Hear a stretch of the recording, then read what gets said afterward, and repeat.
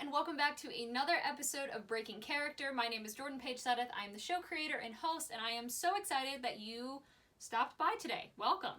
If you like what you see here today, please consider clicking the subscribe button and the notification bell so you can know when we post, or you can follow us on Instagram at Breaking Character Show. Welcome to the month of March. I can't believe this is the third month of this show. I do want to let you all know that the show's interviews will be just a tiny bit different. Trying out for the month of March, I'm trying out where we're only playing one round of memory association instead of two. So if you have a preference on if you like one or two, feel free to let us know in the comments below. Anyway, our guest today is absolutely phenomenal and is a super talented writer and filmmaker. His name is Jonathan Rome. Jonathan Rome is a Korean-American filmmaker whose resume spans from being an award-winning director, poignant screenwriter, dutiful first assistant director, and efficient editor. Rome continues to grow in recognition, skill, and storytelling while remaining true to his craft's mission statement and purpose, telling stories that can help one person in the audience feel less alone. Here Lies Lauren, his most recent film, played at 9 film festivals worldwide, garnering 7 awards overall. Rome adapted to the ever-changing world around him when it comes to growth, turning to TikTok to promote the crowdfunding campaign for his upcoming short film, Cardboard Castles. This led to over 40,000 TikTok followers excited to see this beautiful story about adulthood's complexities through the lens of a non-binary character.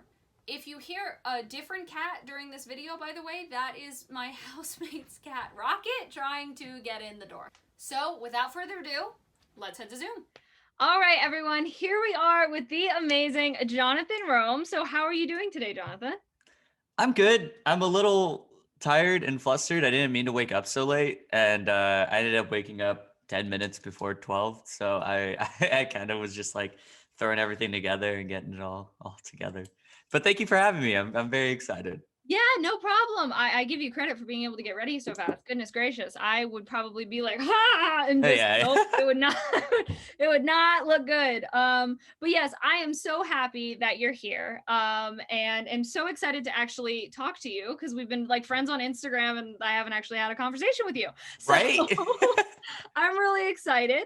So I'd like to start out with 2 truths and a lie. So go ahead and give me 2 truths and a lie. I'm going to try to guess which one is right.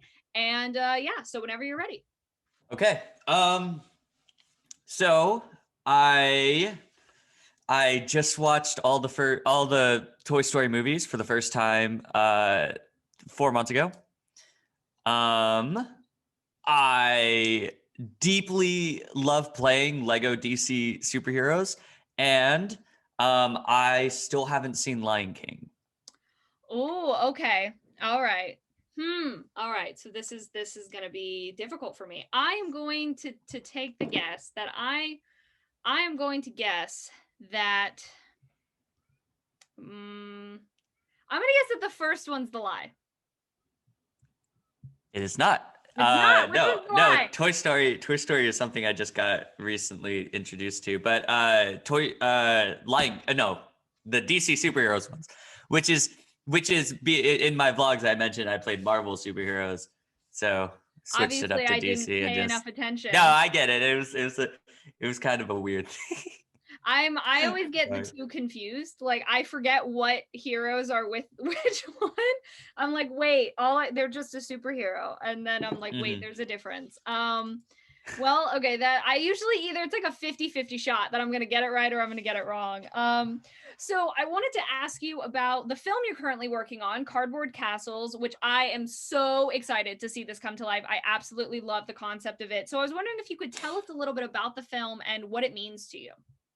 Hey, so Cardboard Castles is a short film I wrote about a year ago. It was my first quarantine script, and it follows Charlie, who's a non-binary teenager who ventures into their imaginary world to kill their childhood imaginary friend Rex, hoping to satisfy their mother's belief that one must abolish childhood to become a successful adult.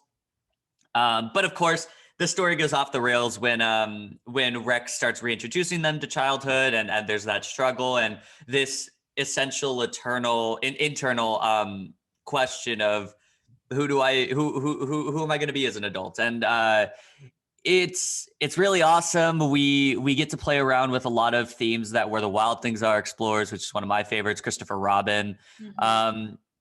I love Winnie the Pooh and stuff like that. And we get to do it all through cardboard, which is scattered throughout the apartment in various places, because we're still building everything. But the film means a lot to me in many different ways. I think it especially means a lot in terms of just that internal struggle I was having with trying to come to terms with how to be an adult, because I am a very child-esque adult. I still buy Legos and I still build cardboard things.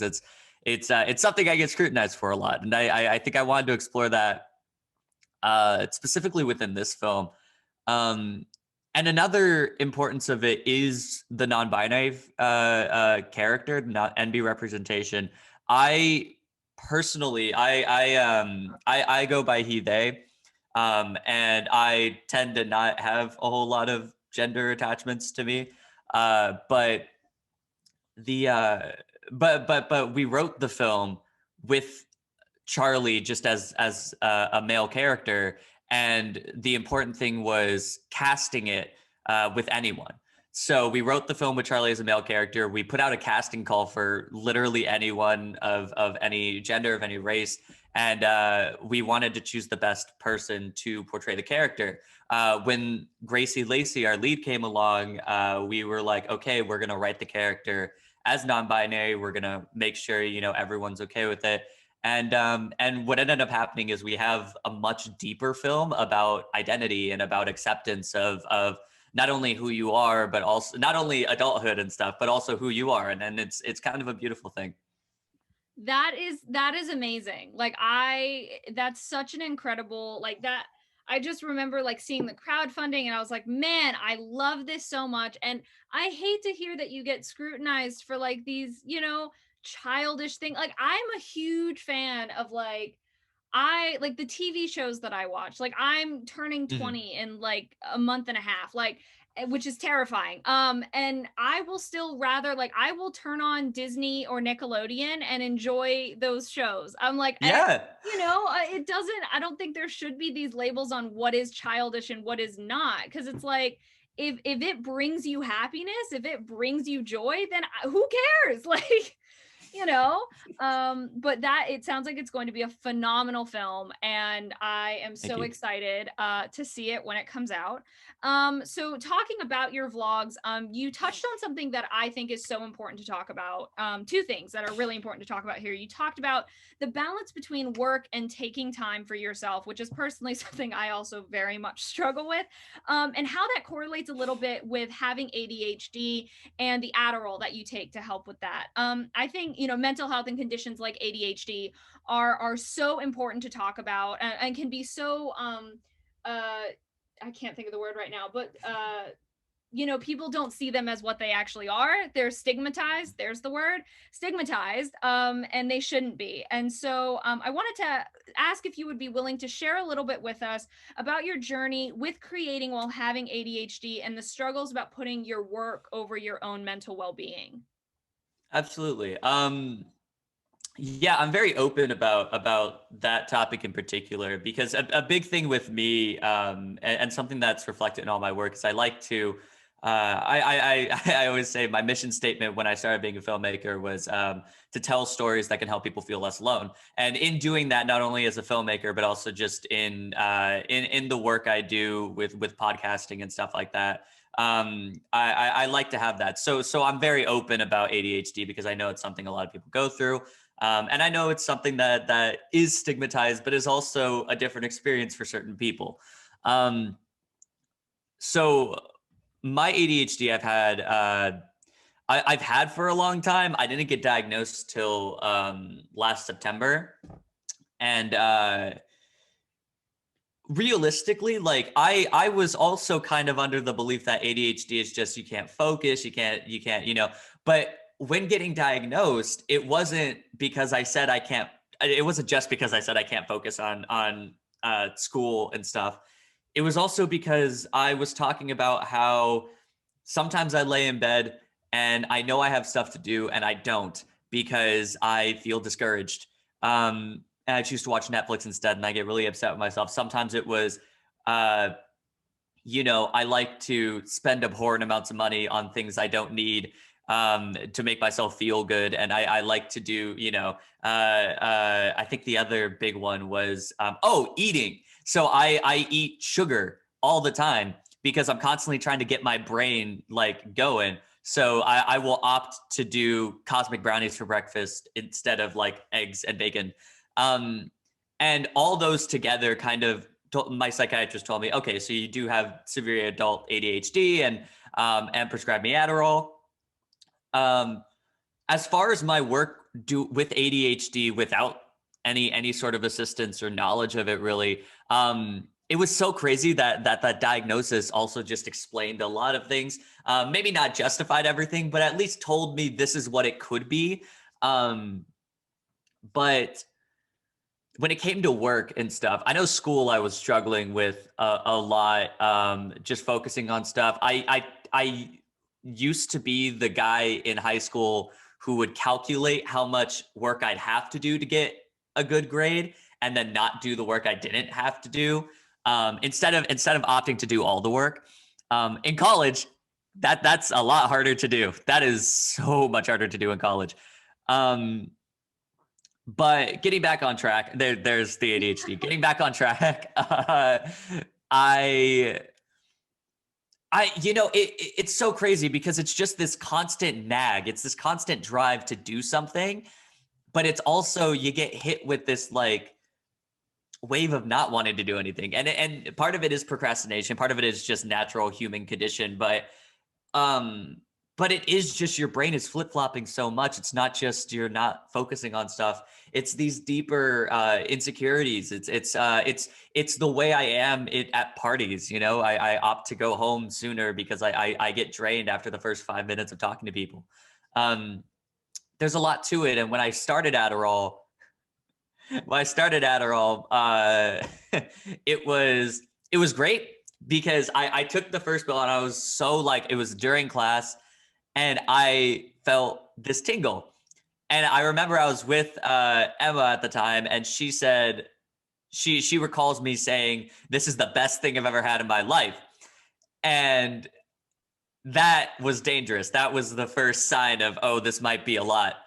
But essentially my experience with Adderall and working on it, it did help me focus. Man, it drove me to continue doing my stuff. I don't think I've ever done as much work as I have on Adderall. Like my first night on Adderall, I wrote this packet on how to write a TV show.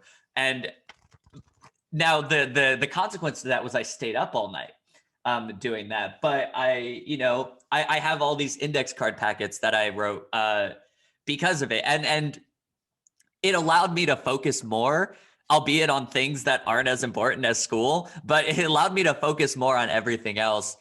Unfortunately, I also built a reliance to it. And eventually that reliance turned into me pushing my prescription a little to still feel that push. And the effects of that on me in particular have been, it's a lot of weight loss. You don't eat as much.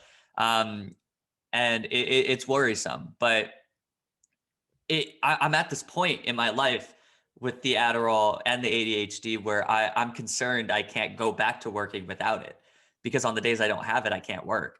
And it's something I'm still working through. It's nothing that I have an answer for. I can't tell anyone it's bad because I'm doing it and it's helping me.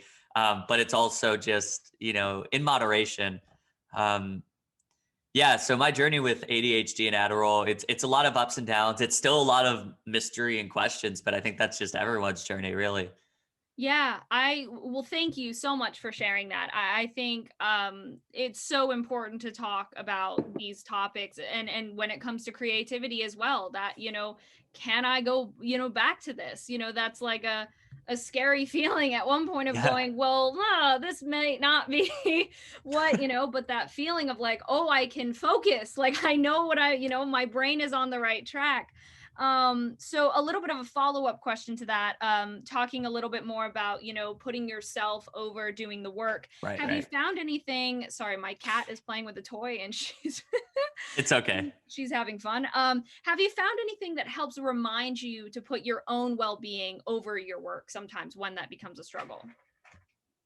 Um,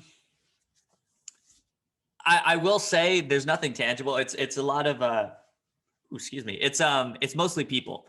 I have some great roommates and some great people in my life who are constantly in moderation, just telling me, just telling me uh, to put myself first, and especially when I'm like hanging out with Emma, it's very it's always kind of that where she doesn't tell me, but her presence being there, it makes me want to not work, or to put myself forward a little bit.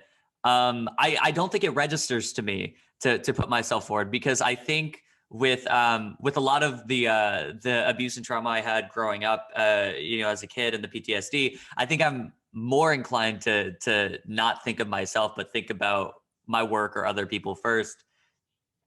Um, so really, it's those people who'll do it. And when I say that whole thing about days off and what my days off are actually like, I do have a day off once or twice.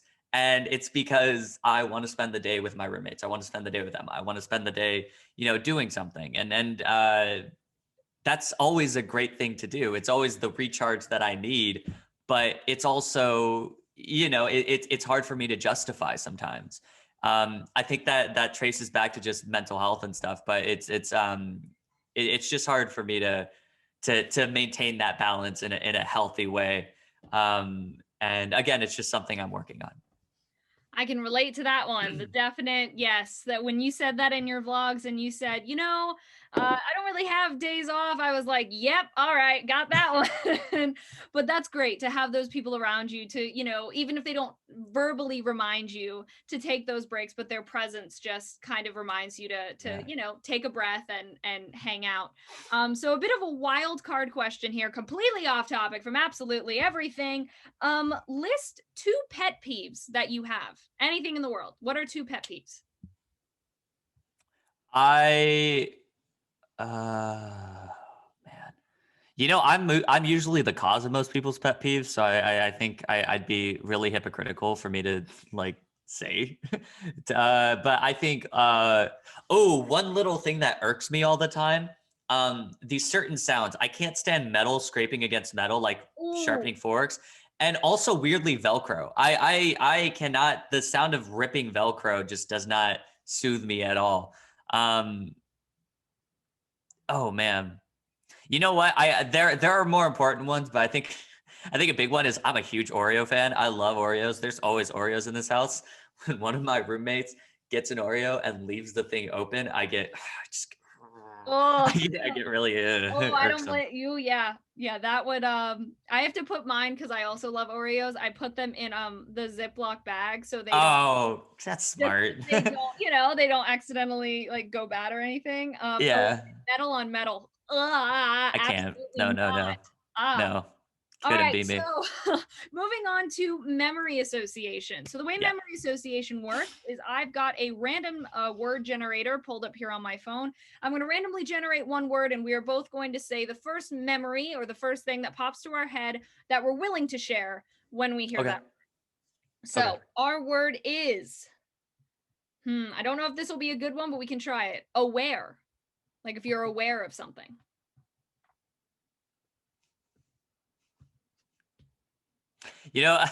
As a kid, I used to be super unaware of stuff, and I remember I was a very like head in the clouds kind of kid.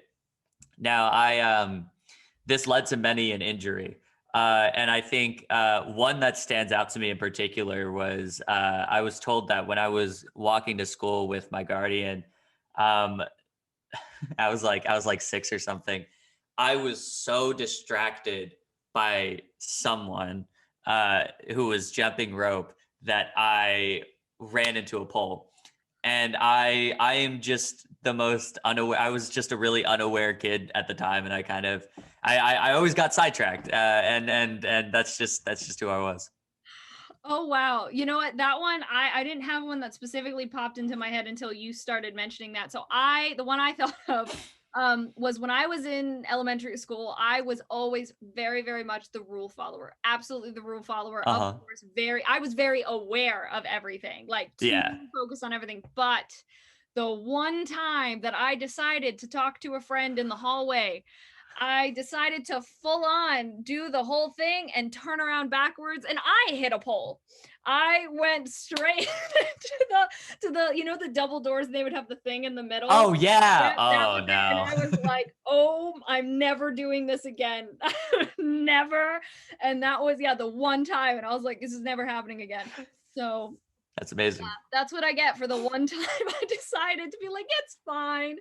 And That's nope. amazing. Whew. Bless you. Thank you.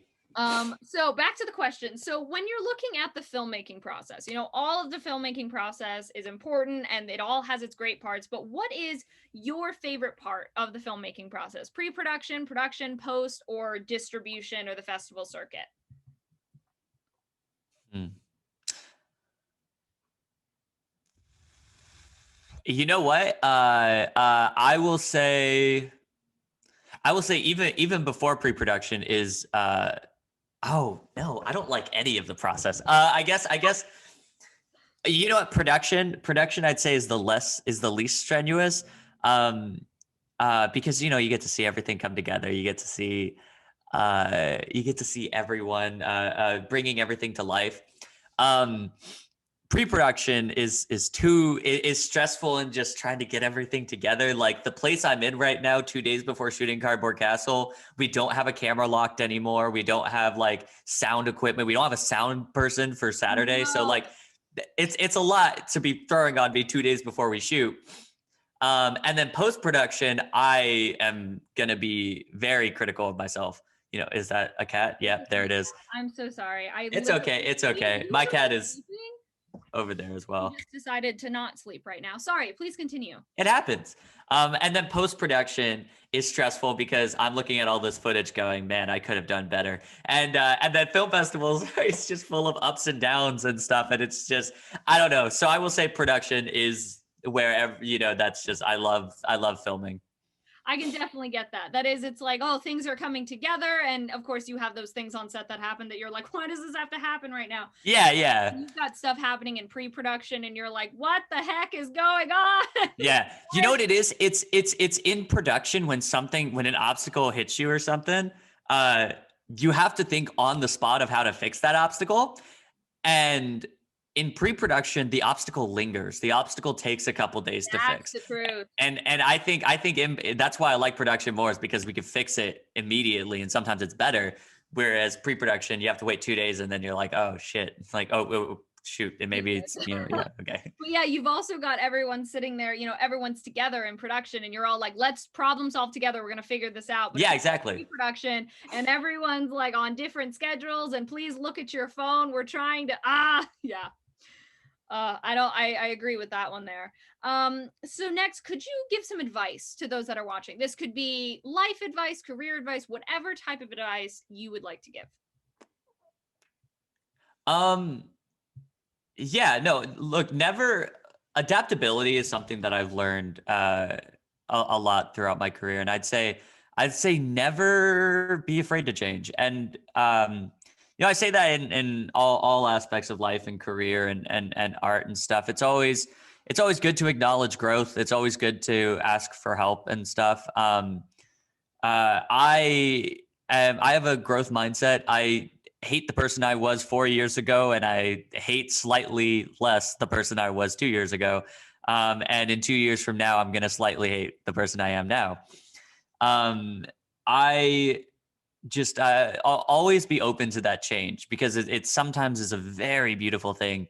And I think that's important. And also just in a creative aspect, when something happens, don't be afraid to divert the vision a little bit to overcome an obstacle. It might help. So just open-mindedness and be candid about change.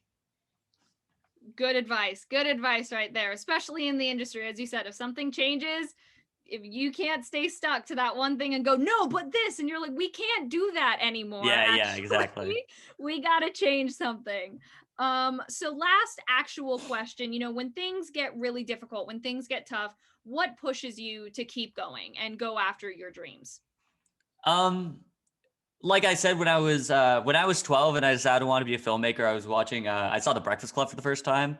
And as a kid who was extremely lonely, for some reason that film showed me the power of filmmaking and how it can help an audience member feel, less alone. And I, since then, told myself, oh, I want to tell stories that can help people feel less alone or help people make sense of the world and or make sense of their issues. And that kind of always drives me. That it always goes back to that.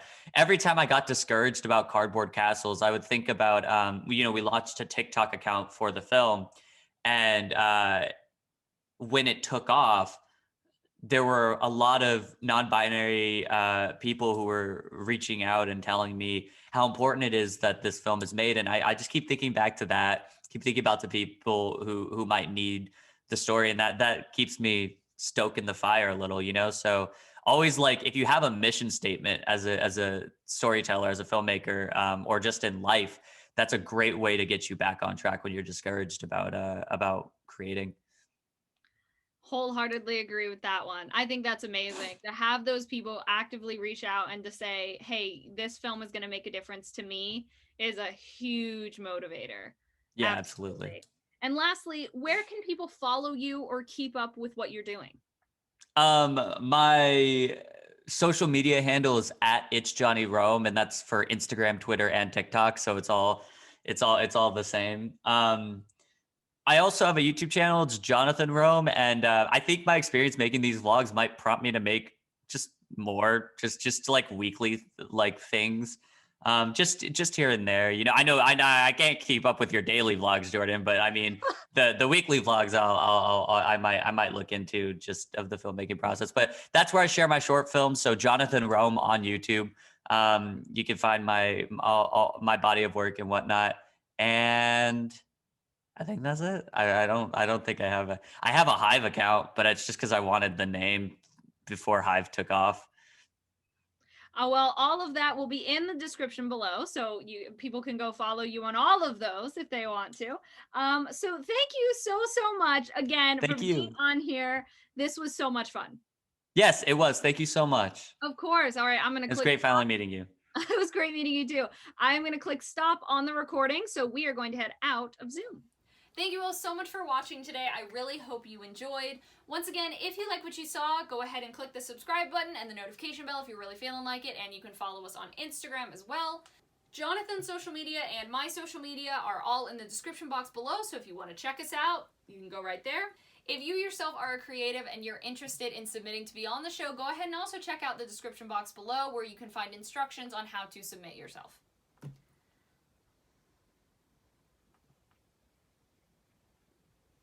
I am very excited for next week's guest. Okay, I know I look like crap and I could film this at the setup like I'm supposed to. I am interrupting this clip because it's later in the day and I'm realizing that I sent the wrong person for who is next week. I'm so sorry. And the reason why I'm recording this like this is part of the whole show is being real and being honest and being true. And this is real, honest, and true, and I figured I'd film it now so I didn't forget. Regardless, I am so excited for next week's guest. Next week's guest is the absolutely incredible Saya Watkins, who is a very talented actor and dancer, and she's honestly just talented in so many different ways, so be sure to stay tuned for next week for her vlogs and her interview. And now back to the actual outro. I'm so sorry. Thank you all so much again for watching, and we will see you next Tuesday.